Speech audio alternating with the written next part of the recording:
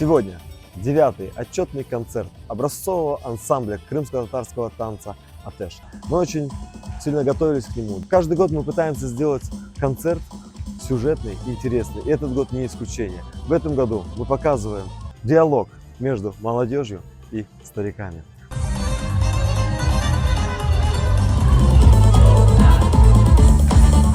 Sadece konser olmasın deb kelgan insonlar o'z seviyatlarini seyretmek bilan beraberlikda biroz tushunsinlar degan ma'noda bir ssenariy, bilmayman, bir spektakl gibi yapmaga tirishdik. Атеш – это для меня вторая семья.